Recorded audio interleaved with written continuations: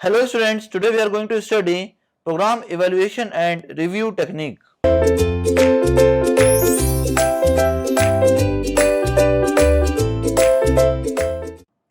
Now in program evaluation and review technique, the first one will be the time estimation.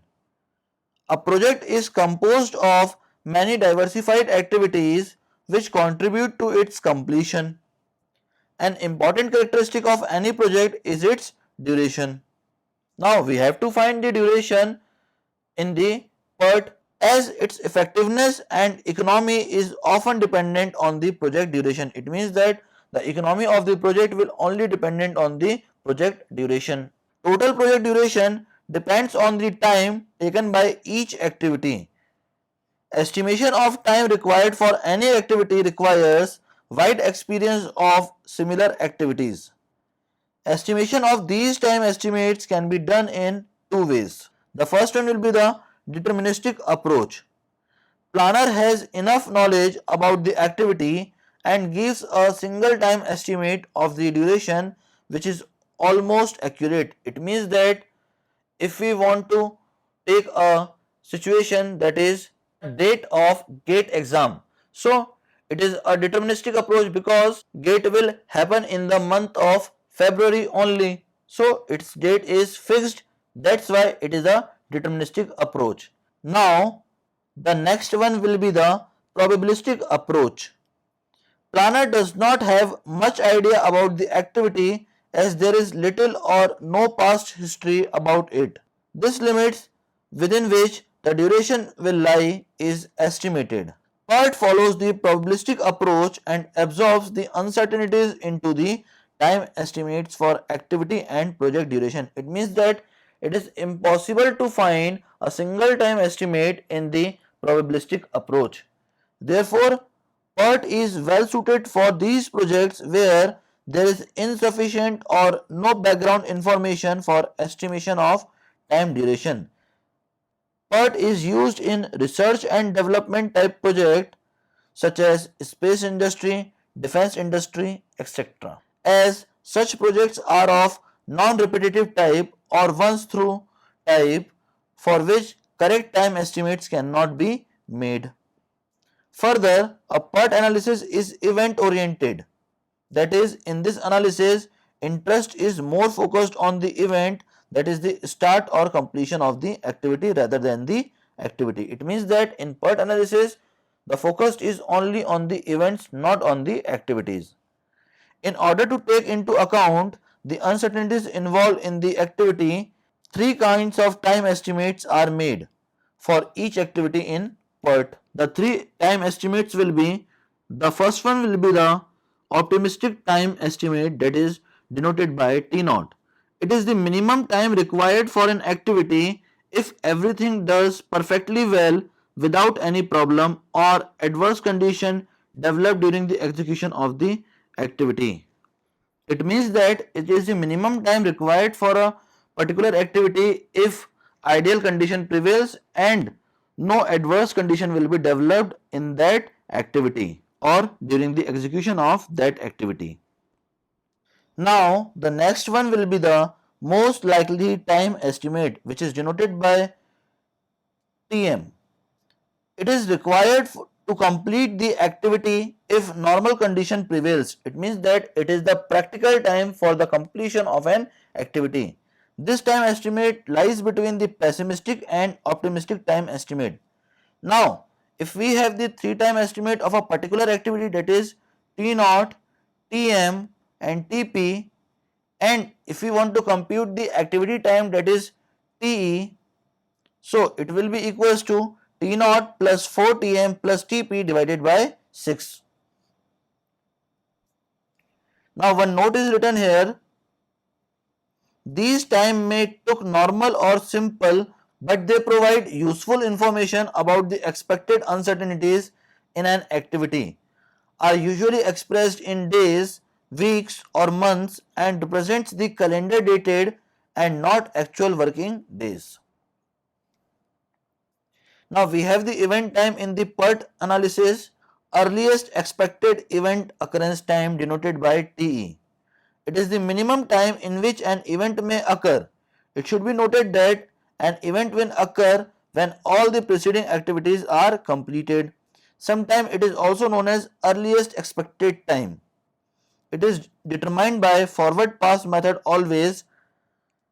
It is denoted by TE and is written above the node.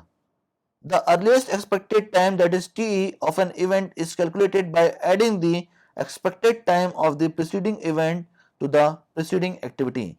Now, if we want to calculate the TEJ value, then it will be equals to TEI plus the activity duration, that is TEIJ. So, it is written here, that is TEIJ, where I and J refers to the predecessor and successor event respectively, and IJ refers to the activity connecting the events I and J. If there are more than one predecessor event for a successor event J, this rule needs some modification because an event J cannot occur until all preceding activities leading to that event is completed.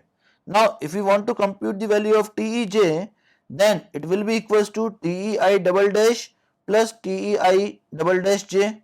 Next time will be the TEI plus TEIJ, and next time will be the TEI dash plus TEI dash J. Now the maximum of these three times will be the TEJ. Now one note is written here that earliest expected time TE for the first or initial event of the network diagram should be taken equal to 0 if nothing is mentioned in the question. It means that the TE time for the initial event will always be taken equals to 0. Now the next time will be the latest allowable occurrence time, that is represented by TL. It is the maximum time of an event by which it may be allowed to occur without affecting the completion time of the project. Now TE is the minimum time allowed for a particular event to occur, and TL is the maximum time allowed for an event to occur. It is also called latest allowable time and denoted by TL. It is determined by backward pass method.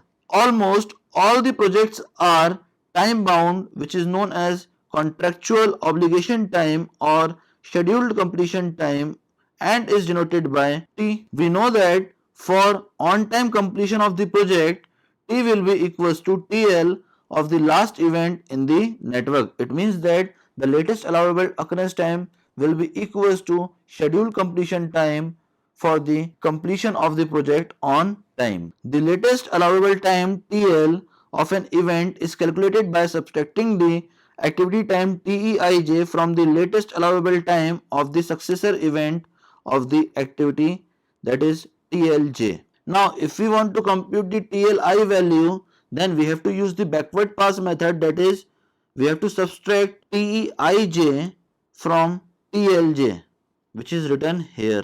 If there are more than one successor for an event I, the latest allowable time, that is TL, will be the minimum of TLJ and TEIJ. Now that is event I, that is J double dash, J dash and J. Okay. Now the latest allowable time of this event is TLJ double dash, for this TLJ and for this TLJ dash. Now if we have to find the latest allowable time of this event, that is TLI, then it will be equals to minimum of TLJ minus TEIJ, that is shown here. Similarly, TLJ dash minus TEI dash J, which is shown here, and TLJ double dash minus TEI double dash J, which is shown here. So the minimum of these three will be the TLI. Now one note is written here that latest allowable time for the last or final or AND event is taken same as the earliest expected time of the last event of the network if nothing is mentioned in the question. For last event of the network, TE equals to TL equals to schedule completion time, that is TS. Now the third one will be the slack. Slack or slack time of an event is defined as the difference between the latest allowable occurrence time, that is TL, and earliest expected occurrence time of the event, that is TE. It is denoted by S, which is written here. Slack associated with event, it is the access time available by which occurrence of an event can be delayed without affecting the project completion time. Now we have different types of slacks. The first one will be the positive slack. Positive slack is obtained when TL is more than TE for a particular event. It indicates that this event is ahead of schedule by time period equals to slack. This event is also termed as subcritical event. Such event can be delayed by time period equal to S, which will not result in any delay of the project. And the second one will be the condition of excess resources deployed. It means that now we will take the extra resources from these activities and apply them to those activities which are running behind the schedule. Now the next slack will be the zero slack. Zero slack is obtained when TL is equals to TE for an event. It indicates that this event is on schedule and cannot afford to have any sort of delay. Any kind of delay in this event will result in the delay of project, and such events are termed as critical events. Now, those events which is having slack equals to 0 are known as critical events. Resources deployed are adequate or just enough. We cannot take the resources from these events or activities, because if we take the resources from these, then it will delay the project. Next one will be the negative slack.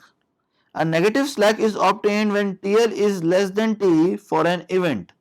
It indicates that this event is behind the schedule by the time period equals to slack of that event.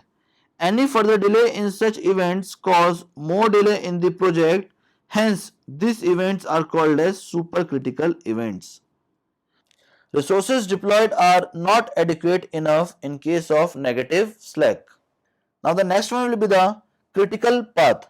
A critical path is the path in a project network which, commencing from the initial event, connects the event having zero or minimum slack time and terminates at the end event. It means that a critical path is that path which will join the initial event and final events, with that events having zero or minimum slack time. Events having zero or minimum slack times are called as critical events because any delay in their occurrence will cause delay in the project. Therefore, we can say that critical path is the path connecting the critical events of the project. Activities along the critical path are called as critical activities. Now we can find variance of a path or critical path equals to sum of variance of activities along that path or critical path. Similarly, standard deviation of a path or critical path is equals to square root of sum of variance of activities along that path or critical path. Now, if we want to find the value of standard deviation, then it will be equals to the under root of the variance.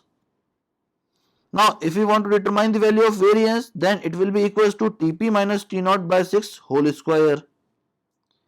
And if we want to find the normal deviate, that is Z, so we will use the formula, that is Ts minus Te upon sigma, that is the standard deviation.